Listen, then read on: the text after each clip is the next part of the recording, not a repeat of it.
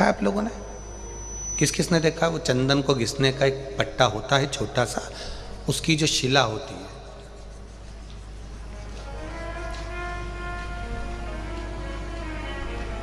चंदन घिसने की जो शिला पट होता है, अगर वो शिला नहीं भी हो तो एक छोटा सा पत्थर, छोटा सा पत्थर। हमारे यहाँ बहुत सुंदर भाव कहा गया है, मान लो शिला नहीं भी है, छोटा सा चंदन का टुकड़ा यदि तुम्हारे घर में है और तुम रोज प्रतिदिन, मान लो घर में घिसा हुआ डब्बी का भी चंदन है, तो भी घर की बहू, बेटी, बेटा, परिवार का कोई सदस्य घर के अंदर चंदन के उस पत्थर पर चंदन को अगर 7 बार, 5 बार, 4 बार या उसको 2-4 बार रगड़ देता है,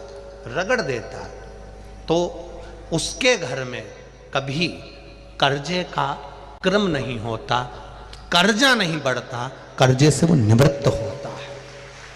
पर वो चंदन का पट घिसना होना चाहिए। जिसके यहां पर केवल रखा रहता है, केवल रखा है, तो किसी ना किसी कारण पर से गाड़ी ले ली, उसका कर्जा हो गया, मकान बना लिया, उसका कर्जा हो गया, ये हो गया, उसका।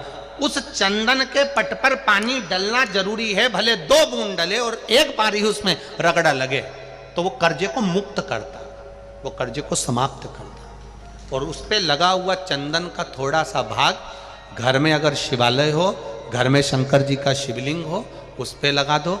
और अगर नहीं हो तो उसी चंदन को जब आप किसी कलश में जल लेकर जाओ, उसी कलश पर लगाकर चंदन को लेकर जाओ और शिव जी को समर्पित कर आओ।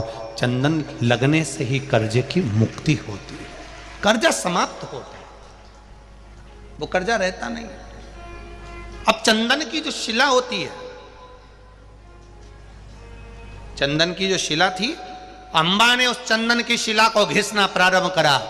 इतना घिसती रही, इतना घिसती रही, इतना घिसती रही, शिव जी के पास में चंदन घिसती, शिव जी का लेपन करती, चंदन घिसती, लेपन करती, चंदन घिसती, लेपन करती, चंदन घिस घिस के लेपन करती रही। और इतनी देर में देवाधिदेव महादेव प्रसन्न हो गए, उसके हाथ में छाले पड़ गए, पानी टपकने लगा, शरीर थक गया, चंदन घिसना बंद नहीं करती अंबा, और शिव जी का भजन करती है, आंख से आंसू गिरता है, शिव प्रकट हो जाते हैं। अंबा मांग तुझे क्या चाहिए? अंबा कहती है, भीष्म पितामह ने मेरी जिंदगी बर्बाद करी है, मैं उसको मारना चाहती हूँ। शिव कहते हैं, तू मेरा भजन करती है अंबा, पर मैं सत्य कहूँ, इस स्वरूप में तू भीष्म पितामह को नहीं मार पाएगी, तुझे अगला जन्म लेना पड़ेगा, तब भीष्म पितामह मर सकते हैं। अंबा कहती है, मेरे महादेव,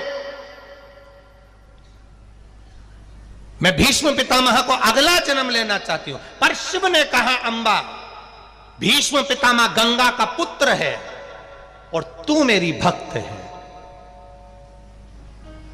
शिव शंकर का जो द्रोही होता है, शंकर के भक्त का कोई दुश्मन होता है। हम कई बार कहते हैं, कोई शिव मंदिर जाता है ना, उसको कभी मत परेशान करो साहब। कोई शिवगुण गाता है ना, उसको कभी परेशान मत करो।